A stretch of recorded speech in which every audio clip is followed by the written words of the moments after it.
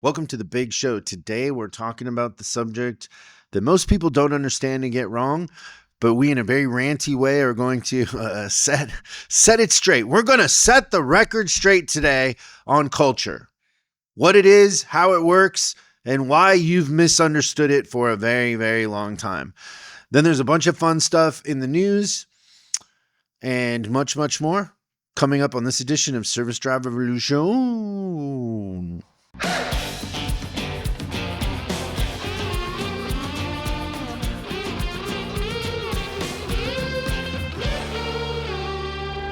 I have not jet skied enough this summer.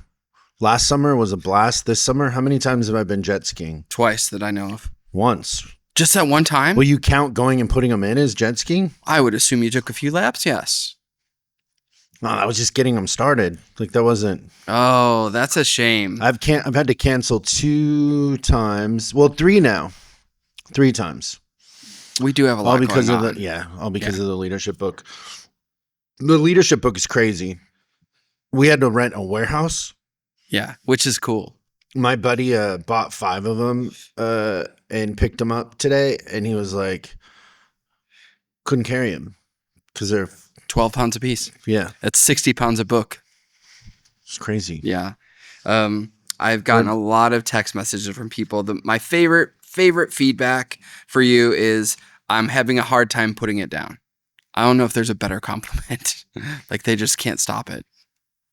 They want to read more. It's great. Also, too, if you haven't got the leadership book, you're missing out on some fun that's starting in the app. So we have an app dedicated to leadership where we're going to start going live in there. But for now, we're just putting up training that goes along with the book. But we're going to do 17 laws of leadership in there live. The first 2 will be recorded, and then we're going to go live. And there's a lot of fun starting to happen in there. Yeah, I think that my favorite part about that app is there's a lot of hidden nooks and crannies and caverns. Like it's going to be, there's going to be a lot of fun to be had in there. I think it's cool how like open people are. Like, I don't know, they're sharing. It's very nice. Yeah. Very friendly. How many people have like books that hit them significantly has been really cool to see. Yeah, that's what eventually that app will evolve into a book club. Then the people that come to the Leadership Squared experience are going to have their own channel in there. And that's tied into it, which there's a reason why, but that'll be really fun. Yeah. It's cool after Lord knows how many years we've been making it all happen that it's coming together. It feels like nonstop. Yeah, there's not enough time in the day. Yeah, you didn't even get a weekend, right? You left Sunday? I did at 8 a.m. Yeah, so you haven't even had. You're just going through. It's that time, man. This is where where we work harder. The book is fun though. Yeah. It's fun to see people's reaction. Yeah. Yeah. But I want to jet ski. Are you going next month? I want to go twice. Okay, good. But they got messed up too. It's already messed up? Yeah. All right, we got to do something about that. There's a level, for those of you who have never witnessed Chris on a jet ski, there is a level of like childhood happiness that happens when you're riding that thing around. Because it's so quiet up there. There's no phones. Yeah. There's eagles. Multiple eagles. Other idiots like us. More idiotic. Well, those kids that have those jet skis that do the jumps or whatever. Yes, the flippies. Yeah. It's cool to watch, but not my thing. But yeah, that's a really serene thing. 6:30 in the morning is the best time to be on that lake by far. Maybe how many people do we have processing books? 10? I don't know. It's like a whole squadron of book processors. Yeah. We had to buy, by the way, what do you call those things that move crates? We at CCI own a pallet jack. Yeah. It's funny because it's all stuff like when I was in my younger life. I think you know about my forklift driving, but like you got fired. Yeah, but I also was really, really decent with a pallet jack. So like let's not just run by the fact that you got fired as a forklift driver. Why did you get fired as a forklift driver? Because My allowance of damage went a little higher than it was supposed to by a How few- long did it take to get to your allowance of damage? Oh, I worked there for a couple of years. Oh, it took a couple years. Yeah. See, that's even funny in and of itself, because somebody that can't drive should wreck right away. Yeah, it took me a little while. I was probably more cautious. I think the problem is like there's something to being 19 years old and being on a night shift and having a whole warehouse to yourself. So not being a good driver, young, probably a little not as mature as I should be, and I love going fast. You feel like you're mature now? I would probably wreck less stuff. I wouldn't claim perfection on the forklift, but I can operate that thing. That's good. Okay, what's in the news?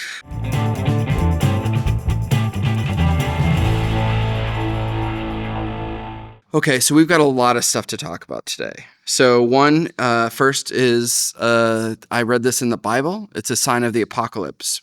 Trucks descending into Death Valley are catching fire, officials say. So you came over that hill going into Death Valley, right? When you were coming back on 4th of July? Yes, and it was super hot. So when we went through, it was 117. So what's happening is the brakes are catching on fire, right? Yeah, so the article actually says it's the funniest thing is that it's not the ambient temperature that has as big a thing. It's way more. So coming out down that hill, it's a 9% grade. So they said that when a truck catches fire, it's almost always driver error. Because they're riding the brakes instead of shifting down? Exactly right. So then the other thing, and it's so funny, Coach Hoagie and I were just talking about this yesterday, and we're like, it's really interesting to me that like the best we've come up with for like a truck when it starts to have the brakes go out and everything like that is to build like this little runoff filled with gravel. Oh, those are Like, always funny. It's the most technological thing that they've got for people. But you know what's great about that is when you look at that little runoff with gravel, it's been used. Yeah, it's like quicksand. You can see how deep the ruts are in that thing. So it's not like it's sitting there unused. People are using it because you can see the tire the tire marks in there, whatever. Tread. What do you think of me going and get my CDL just to try it to see what it's like? No, we're too busy. So I thought that was funny. For clowning around. Yeah. but yeah, please. But trucks are burning to the ground. They are literally burning to the ground. Consistently. Yeah. So at the bottom of the hill. There were a bunch of those incidences. That's not a new road either. I remember when I was a kid and we would drive from Mexico up to Washington and then from Washington back to Mexico in the summer. So when I was out of school, we would go up there and we didn't have AC in our car. Oh, that had to have felt terrible. I think we called that car the Leopard or something. It had some name like that. It was a Volkswagen wagon, like not the Bug, but the wagon. Yeah.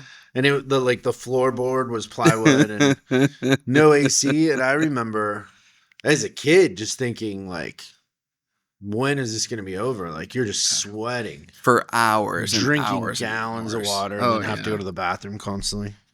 Yeah, it's a little. I definitely felt the brake thing in the RV, like not quite to the.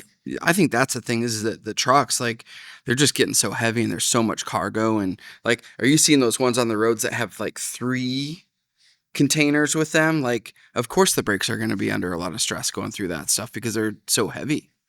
But it doesn't feel good when those brakes start to you can feel that brake fade thing. All right, next up, ready for this? Let's get political. Okay. Who's going to be better for the automotive industry? Trump or Harris? Where's this news from? This is from the Automotive News. Pretty fresh, July 23rd, 2024. So they've kind of got like a pro-con list here, and then obviously make your decisions as such. But Harris is looked at as pro-union. She wants to keep the tariff on China to keep the Chinese electric vehicle cheap cars out. And she's super pro renewable energy.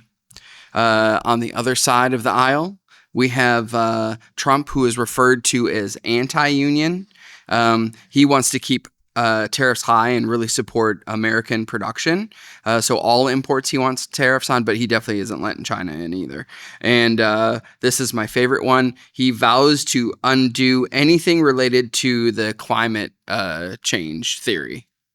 So he doesn't. Didn't he talk about it in his speech the other day about the automotive industry? I think he did, but I don't Yeah, it was remember what the very- specifics It were. was, I think he just said right out like that it was, a great part of America, and I don't know. I think some of those things are a little deceiving because a lot of people in the unions are voting for Trump because Trump really is for bringing manufacturing back.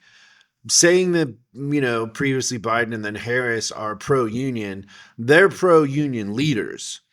But the union leaders have a big disconnect from the actual people in the unions. Oh, maybe Trump's more pro-union worker. Yeah.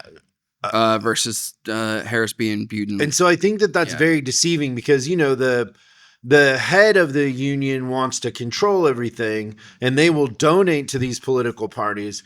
But the actual people doing the work that are the members are having a different experience. I mean, it's not like a lot of government, right? Is that I think I've heard you say it a bunch of times that there's no one in government that represents you. So maybe that's how it is for unions too. If you want to see Kamala and her gang of misfits like Pelosi and Gavin Newsom and that whole California mafia. I think it's so funny that they say that Trump is like the next Hitler or whatever. They're way closer to that than Trump is. You can come to California and check it out. We'll show you around. It isn't so great. We're planning our escape. Yeah. Like we're very much like I heard Elon Musk talk about it and it's just like it's not one thing, it's a bunch of things. But so many people have left California, just like in the Biden administration. It's like their answer to everything is just raise taxes on the people that are creating the opportunities. It's hard to create opportunities and grow a business when you don't have anything left over to grow or reinvest. And so for us, we got to get out of here. Like there's no, our roots are pretty deep, but there's no other option. They've mismanaged this thing. And I think that she would just be a worse version of what Biden has done in the sense that it's just more control, more bureaucracy, less of a balanced budget, shrinking economy, way more red tape and bureaucracy to do anything, and higher taxes. That's our reality. I don't understand how taxes can get much higher here. It's absolutely insane to me. Just looking at everything. My buddy Mike pointed it out to me a couple of years ago. He goes, bro, once we're paying 51%, it's not ours anymore. Like you're working for them. That's right. Like, and that's just not okay. Like, yeah. That really bugs me. It was funny that when they were talking about the thing, the post Biden thing was like, so number 1 was Harris, number 2 was Gavin, and number 3 was Pritzker, the Illinois governor. Were like the replacements, and there's only like one state in the country that I think rivals California in stupidity, and that is the great state of Illinois. Like. They do some really corruption. Just terrible stuff in Illinois. Obama came out of there. Yeah. And I think that there's a lot of great people in Illinois that are just, they get their butt kicked by terrible, terrible politics. Have you always voted one way? For the most part, but I have voted on the other side too. I've never voted. I've always voted for the person and the time and the policies. And, yeah. But there's no way that this version of the Democratic Party represents anything I would want to be interested in. Yeah. They are driving us into a more of a forced socialist situation. Like the chaos, the crime, it's nuts. I really think before people vote, they should spend a week here in Los Angeles. Oh, yeah. Just check. Like, I don't understand. That was the thing when people were saying Gavin Newsom's going to run. I don't understand how people here vote for him. It's such chaos. The crime, it's so mismanaged. He's got we pay all this in taxes. We had the fifth largest economy, but now I think it's what, the seventh largest economy in the world, and he can't even balance that. Like the amount of taxes here and the waste and the corruption and the whole idea that they want everybody focused on things that don't matter, like social issues. But I mean, we want to talk about kids in school and their genders and all this, and what we don't talk about the fact that our schools are terrible. Right. Like, you want to distract everybody with the gender thing, but let's just start with, it's a school, and the purpose of a school is to create kids that are going to make this world a better place, that are patriotic, that are well balanced, have high self-esteem, and we are failing in every area of that. So their answer to everything is always to change the subject. They don't want to talk about how bad the schools are. They don't want to talk about crime and how people here. You have to have your own militia. Basically, it's turning into the Soviet Union in the sense that you have to have your own security, because the police don't come when you call here. You pay all of these taxes, and you're on your own. That's right. And then they try to make it hard to have, to be able to protect yourself and have a concealed permit. It's just nuts what they do here. Yeah. And they still vote for him. Yeah. So his best quality is he's attractive. But that's not enough. No. But I just saw this, just an example of that. I want everybody to understand this. So I walk out of the office on Friday and get in a car. I drive down the street. Cop on one corner, and then two guys literally just doing a drug deal in front of me on the other corner. Like, that's no joke. When I was driving here this morning, coming down the street right there, kind of over where that Mercedes dealer is over there. Oh yeah. So I come down that street sometimes, and there literally is a group of people sitting around a barrel fire, smoking crack, wide out in the open. Broad daylight. Could care less, just literally just homeless people smoking crack. The whole thing is just tense, and I mean, it's just, and there's no, the other thing is the morale for the police is so low. The police here, everything is so mismanaged. I mean, it's just a wonder how it even functions. It's just so big. That's it. Yep. Like, it's not functioning well, but it's just so big. There's so many people. And I guarantee it's not that those police that were watching the drug deal don't care. It's that they know they take the guy in. We've had 3 people here have their cars stolen. Like, and they don't do it. The cops don't. Nobody was arrested for any of those. That's correct. 3 thefts. They don't even care. Nobody knows. Nobody cares. The last one, they don't even come out and write a report anymore. You have to go to them. Yeah, why would they bother? Well, because, yeah, okay. I don't know. I just come from a different world. Like, I'm Irish. I come from a world of firemen and police and respecting that. And it's they're a part of the community, and they matter, and they're, Yeah, it doesn't feel like that here. Okay. I remember when I was in kindergarten, I took my whole class on a field trip to my grandpa's fire department, and he drove everybody around in the truck, and like here it's just such a, there's such a disdain for police and authority, and society doesn't work that way. They're in a bad spot. So how this, Kamala, I don't understand for the life of me how that's even an option. She's very unlikable too. She's just not likable. On top of all of it. It'll be an interesting next few months. That's for sure. All right, ready for this last piece of news? This is something that I've seen firsthand, witnessed. Service departments are weighing the benefits or drawbacks of recouping credit card fees from customers. So some service departments are charging anywhere between 1.5 and 4% to the customers if they use a credit card. So can I give a little advice? Yes, and I wonder if it's the same as what I think. Go ahead. No, go ahead. I was just going to say that if to me, it's all about, at the end of the day, well, if the profits are going down and everything like that, well, maybe we need to change the prices, but I wouldn't single that out. So if 95% or 90% of your customers use credit cards, I would just raise my prices by 2.5 or 3%. Yeah, that's what I was going to say. Yeah, I figured, because I think I got it from you. It's so dumb to change the subject to customers and leave them with that feeling. The hardest part is that if you just raise your prices by 3%, there's no discussion.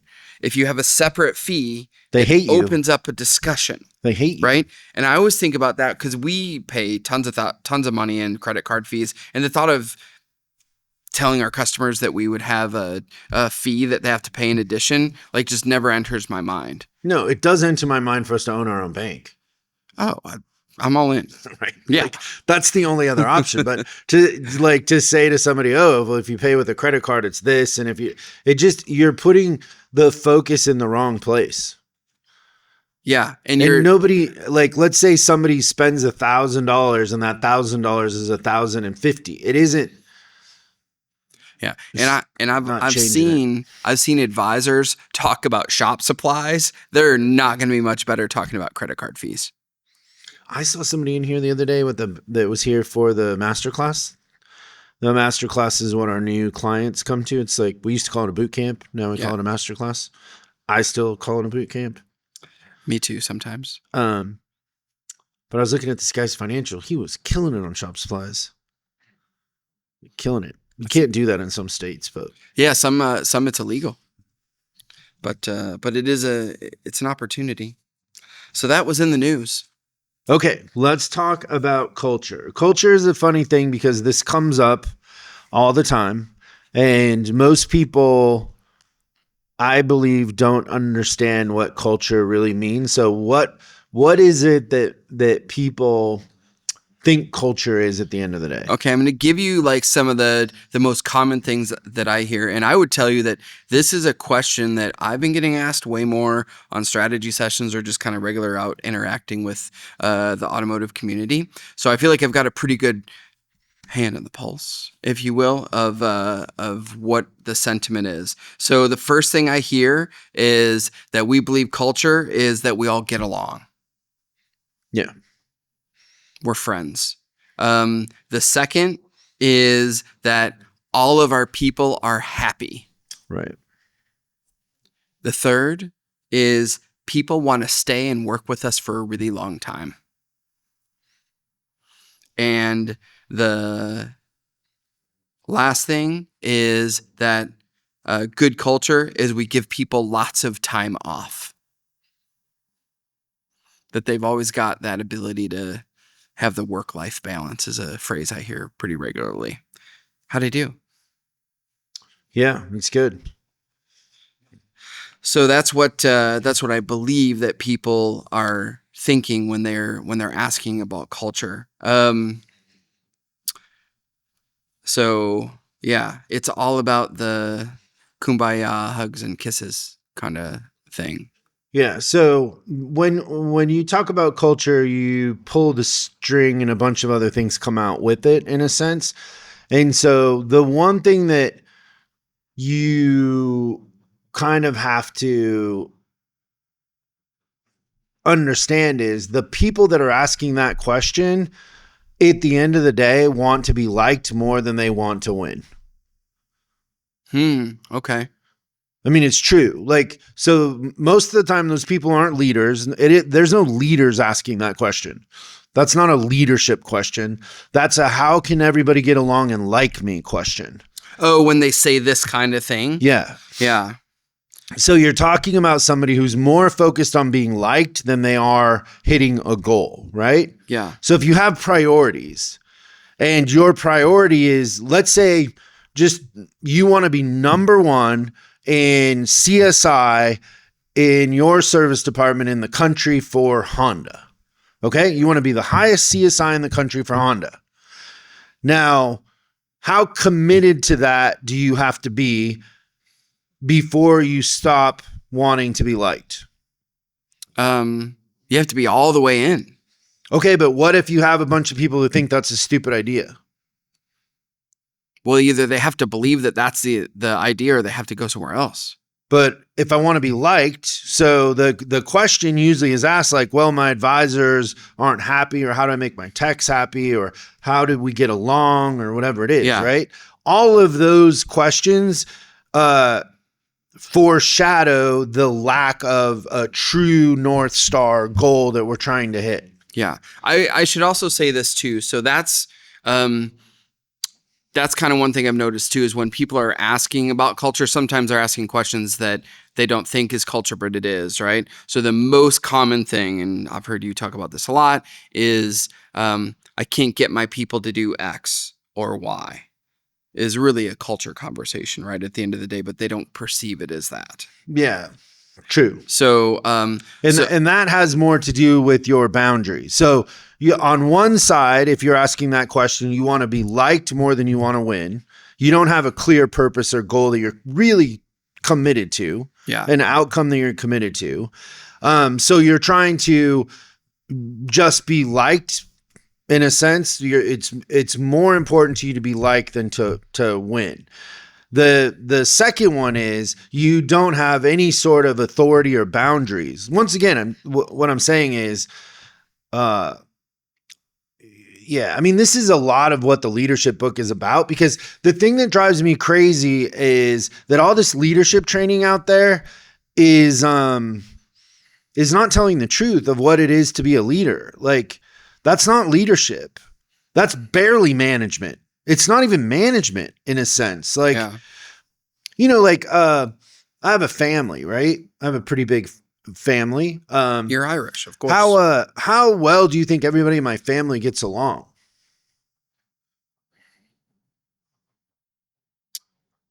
Yeah, exactly. Yeah. Exactly. It depends on the day, the time, who said what, when, what the event is. Sounds like my family a little bit. Okay. Now, that's family. You want people at work to be better than that? We're blood. Right. You're almost legally required to have a certain You're level more of worried about relationship. people at work being better than how a family gets together. So one of the moments for me that was very eye-opening was we used to have advisors at the Top Dog event annually, and it would be like 40, 50 advisors would come. It was a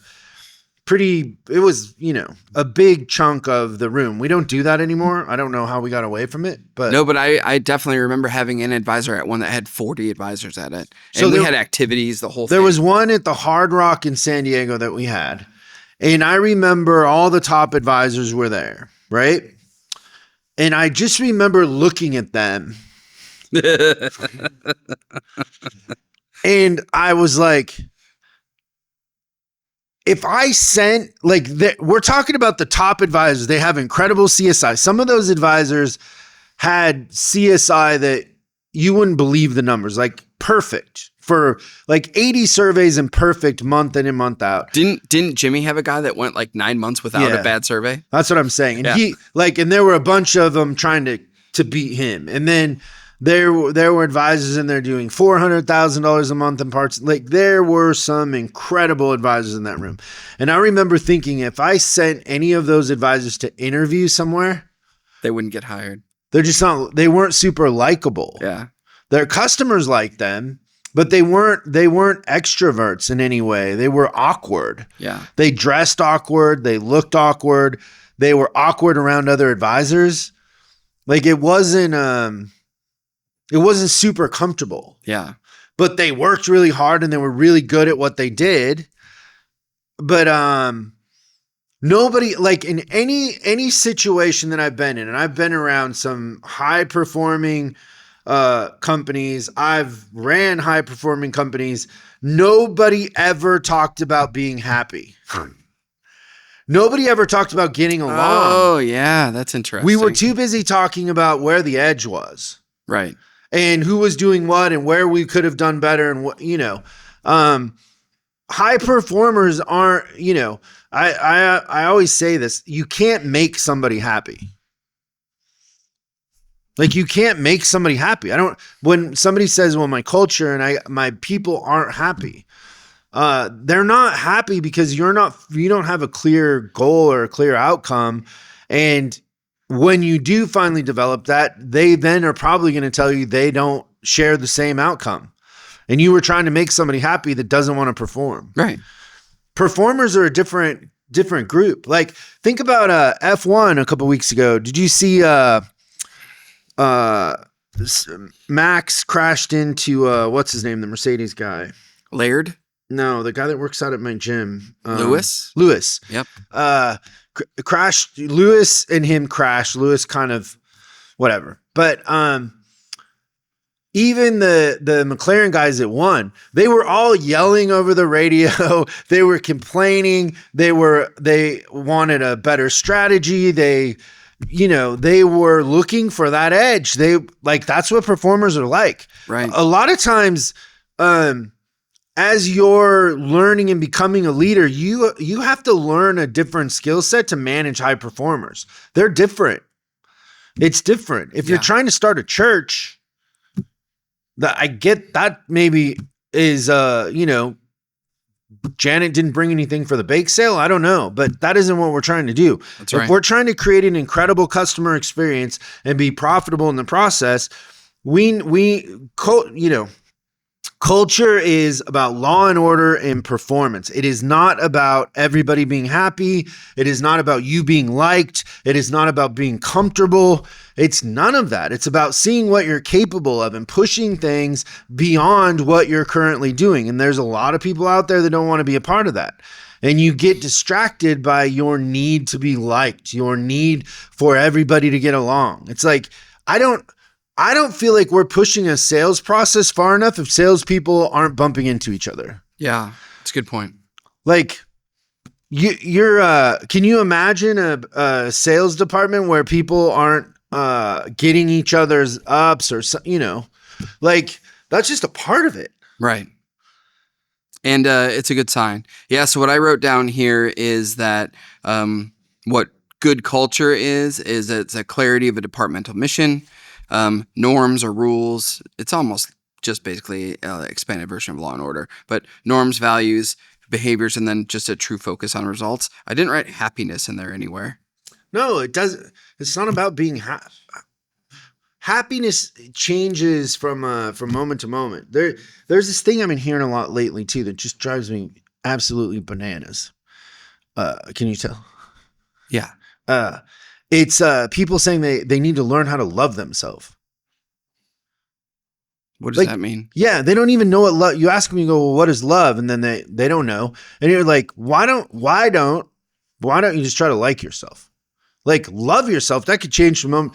Frankly, none of us are so great that we deserve love all the time. Like, you know what I mean? Like, we're undeveloped and still figuring it out. Yes. So love is a high bar. And also, you don't understand what love is in a sense, right? Well, it's certainly a really hard thing to explain, and it's whenever I say that, I'm like, well, what? Tell me what love is, and they go, well, I'm just trying to learn. They do the thing that everybody does to me, where they don't answer my question. Yeah. And I'm like, no, just what is love? And then I'll say, is love external or internal?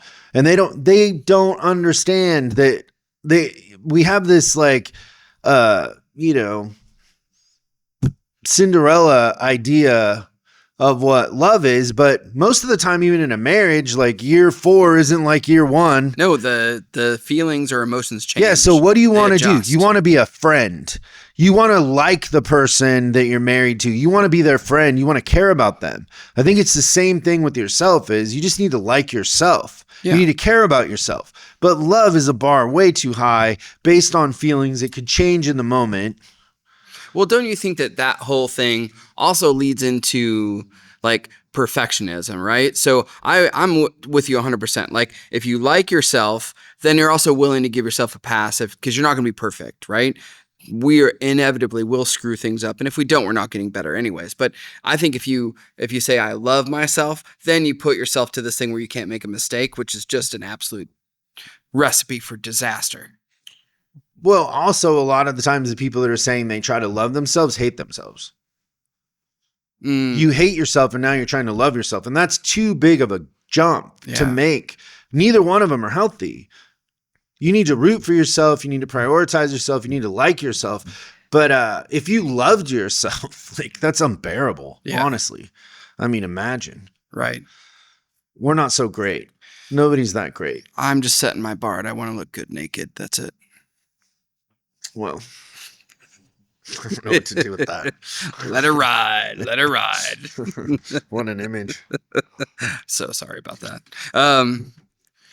But yeah, it's interesting. I think but the culture thing is very similar in the sense that culture is about order and structure and having a clear vision and focus on what you're trying to do and then going for it.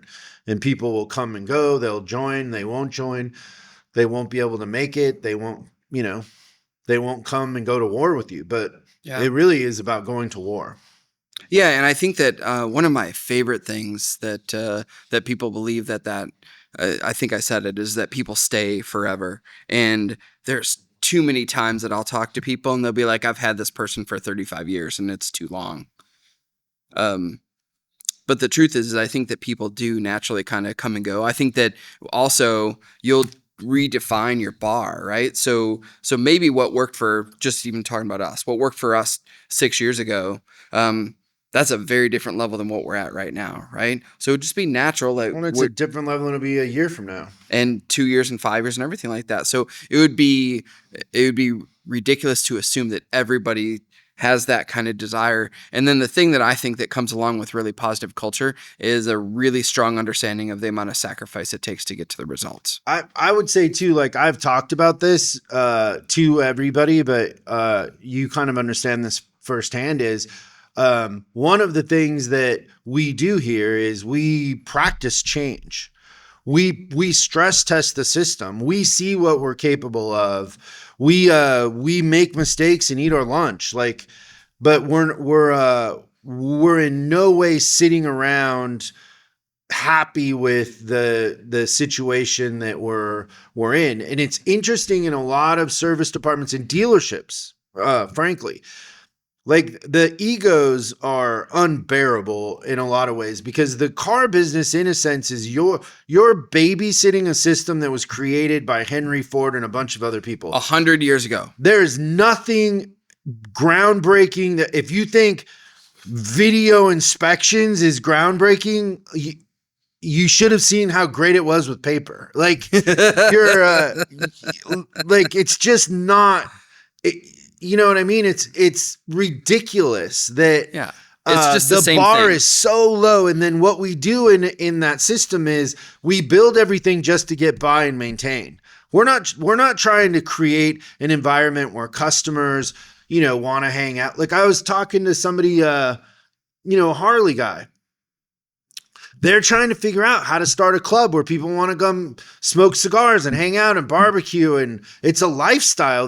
They're always kind of pushing the edge of how they can engage, how people can, wear more of the stuff that then they get identified by other people that they're a Harley person that then reattaches that to their identity and reassures it. And like, there's all kinds of things that they're doing in a sense, and that does not exist in the car industry in a sense. Like I don't know how many BMWs I've owned. I've never had an invitation to anything that made me want to go.